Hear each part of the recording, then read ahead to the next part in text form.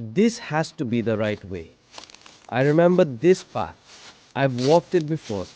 It's etched in my memory. The twisted oak tree, the broken stone mark. Yes, I've seen them both. But where is the village?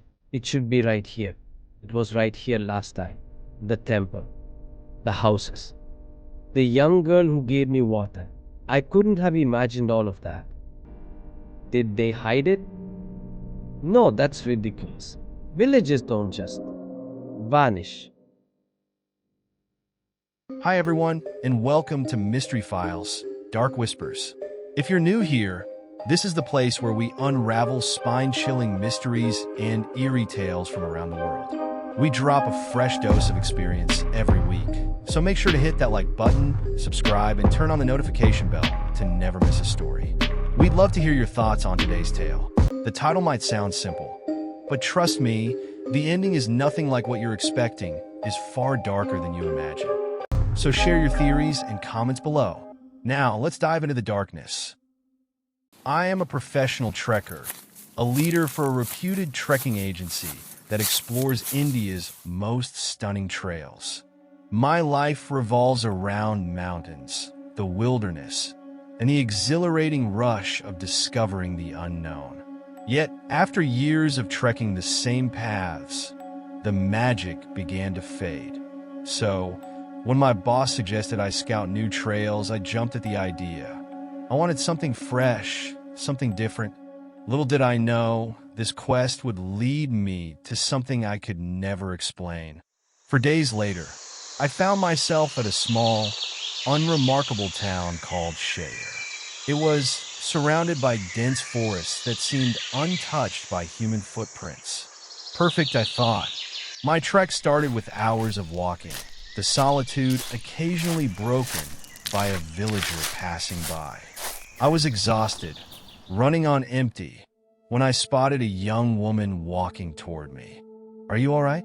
Do you need water or food?" she asked in crisp Hindi, her voice warm and inviting. Her name was Tana, and she seemed to radiate kindness.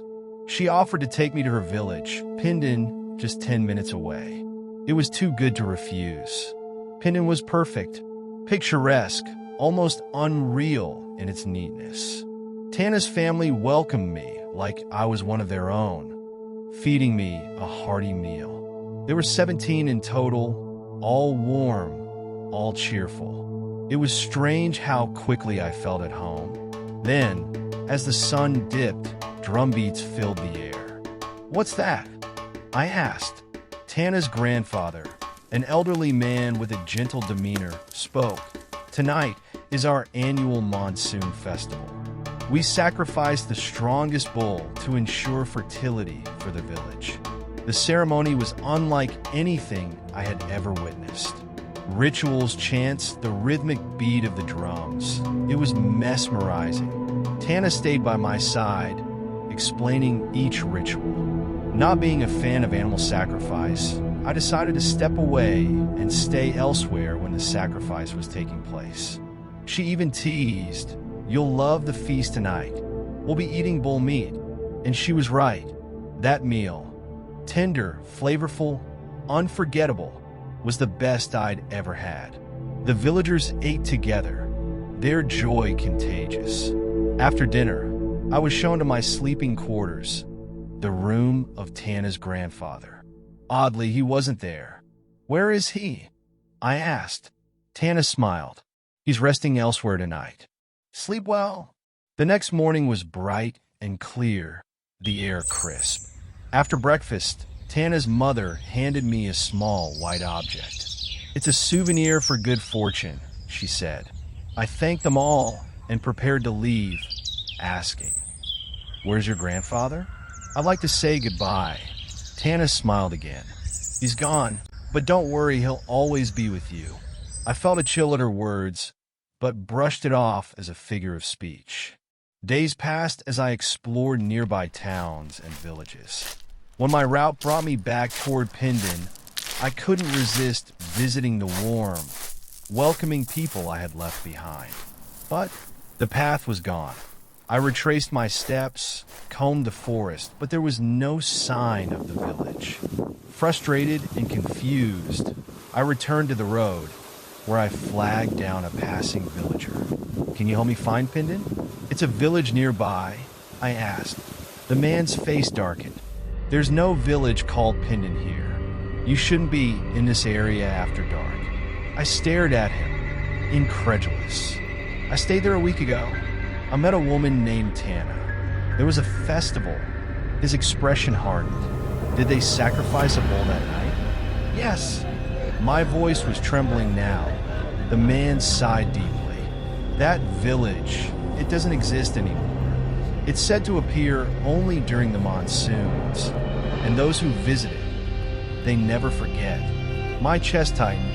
"You're joking, right?" He shook his head. "People say it's haunted.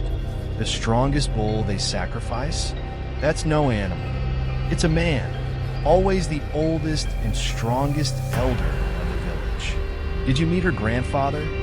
I nodded, my throat dry. "Well, then you know who the bull was. And that souvenir they gave you? It's made from his bone." I froze.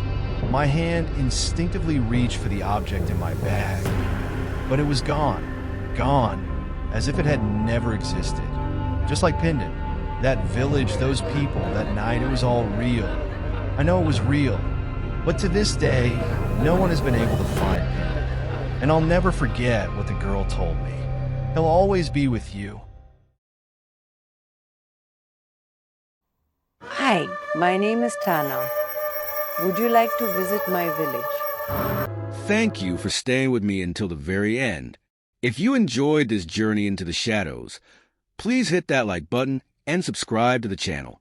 Your support helps me bring you even more gripping and thrilling experiences. Until next time, stay curious.